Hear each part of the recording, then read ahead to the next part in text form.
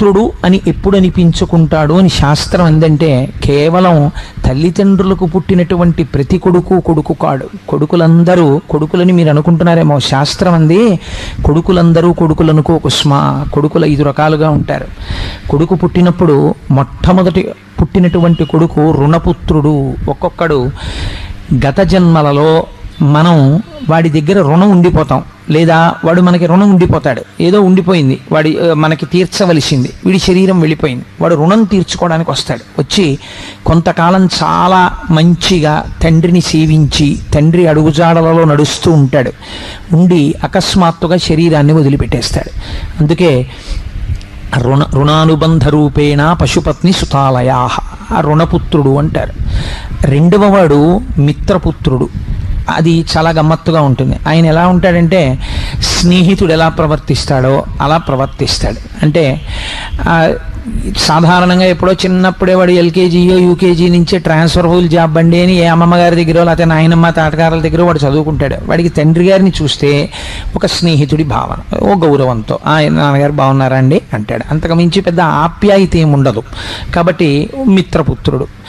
మూడవ వాడు ఉంటాడు, వాడు సేవకపుత్రుడు. వాడిది చాలా గమ్మత్తుగా ఉంటుంది. వాడికి అక్షరం ముక్క రాదు, తండ్రిని ఉద్ధరించలేడు, ఓ రూపాయి సంపాదించలేడు, వాడు ఎందుకు పనికిరాడు. కానీ వాడికి ఉన్న గొప్పతనం ఏమిటో తెలుసా అండి? మీరు వెళ్ళే గేటు దగ్గర నించున్నారనుకోండి, వాడు కుర్చీ పట్టుకొట్టేస్తాడు. నాన్నగారండి కూర్చోండి నాన్నగారండి అంటాడు. పడుకున్నారనుకోండి, నాన్నగారండి మీ కాళ్ళు పడతానండి అంటాడు. తండ్రి స్నానం చేసి వచ్చేసాడు అనుకోండి, నాన్నగారు మీ పంచి నేను ఆరేసేసానండి అంటాడు.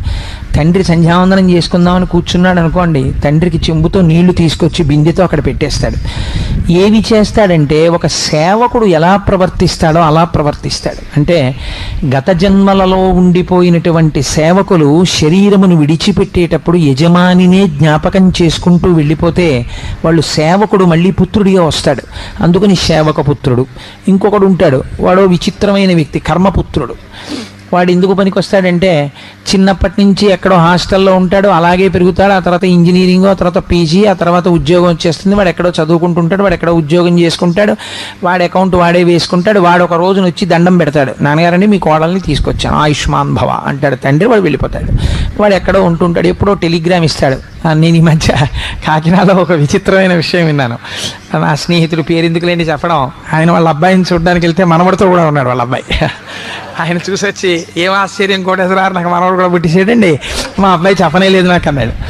ఒక్కొక్క కొడుకు అలా ఉంటాడు. కాబట్టి వాడు ఎప్పుడు వస్తాడంటే, ఈ తండ్రి శరీరం పడిపోయిన తర్వాత వాడికి టెలిగ్రామ్ ఇస్తారు. వాడు ఎక్కడో అమెరికాలోనో రష్యాలోనో ఎక్కడో ఉంటాడు. వాడు పుట్టినందుకు ఈయనకి ప్రారంభం ఏమిటంటే, ఓ 48 గంటలు ఐస్ పెట్లో ఉంటాడు. ఆయన ఉంటే వాడు వస్తాడు. వాడు వచ్చి ఏం చేస్తాడంటే, బయటికి తీసి దీన్ని అంచేష్టి చేసేస్తాడు. చేసేసి, అంత టైం లేదండి, 11 రోజులు సెలవు కుదరదు, దీనికి లఘువు ఏమైనా ఉందా అని అడుగుతాడు పండితుల్ని పిలిచి. ఏదో చెప్తారు వాళ్ళు, ఏదో చేయి నీ కర్మ, ఏం చేస్తావు మరి, మీ నాన్న ప్రారంభం అంటారు. వాడు చేసేసి విమానం ఎక్కి వెళ్ళిపోతాడు. ఇంకా మళ్ళీ ఎందుకు ఇండియా, ఇంకా అవసరం ఏమైంది, ఉన్న ఒక్క సంబంధం కూడా పోయింది. ఫోటో ఉంటుందో ఉండదో నాకు తెలియదు, అవన్నీ నన్ను అడక్కండి. కాబట్టి వాడెవరంటే వాడు కర్మపుత్రుడు. ఎక్కడో ఆఖరణ ఒకడు ఉంటాడు, వాడు నిజపుత్రుడు. ఆ నిజపుత్రుడు ఏం చేస్తాడని అడిగింది శాస్త్రం. వాడు ఏ పని చేసినా తండ్రి వైభవాన్ని దృష్టిలో పెట్టుకుంటాడు. ఈ పని నేను చేస్తే మా నాన్నగారి కీర్తి ప్రతిష్టలు ఏమవుతాయి అని ఆలోచిస్తాడు. ఆలోచించి తండ్రి కీర్తి ప్రతిష్టలను నిలబెట్టేటటువంటి వాడై, తండ్రి యొక్క మన్ననను పొంది, తండ్రిని సుఖపెట్టి, తండ్రిని సంతోషపెట్టి, తండ్రి మనస్సు ఆనందించేటట్టుగా ఉండి, తండ్రితో కలిసి జీవితాంతం ఉంటాడు. తండ్రి అందుకే ఐశ్వర్యాలకు ఐశ్వర్యం కొడుకుతో కలిసి ఉండడం. తండ్రి పక్కన పడుకుంటాడు. పడుకుని తండ్రి కొడుకు జీవితంలో అలాగే ఉంటారు. శ్రీభాష్యం అప్పలాచార్య స్వామి వారు ఆ భాగ్యం కోసమే విశాఖపట్నం వెళ్ళిపోయారు. మహానుభావుడు, ధర్మం తెలుసున్నవారు కాబట్టి. కొడుకుతో కలిసి ఉంటాడు. తండ్రి పొందవలసినటువంటి గొప్ప భాగ్యములలో అదొకటి.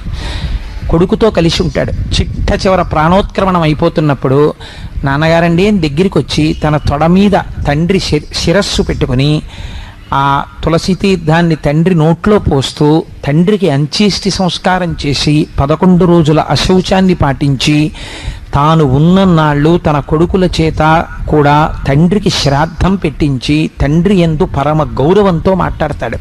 ఇలా మాట్లాడిన వాడెవడో వాడు నిజపుత్రుడు. అలా అందరికీ కొడుకుంటాడా అంటే, అలా ఉండడు. శాస్త్రం అంది కొంచెం ఆలోచించుకో, నీ కొడుకు ఏ కేటగిరీలో పడుతున్నాడో నువ్వు ఆలోచించు.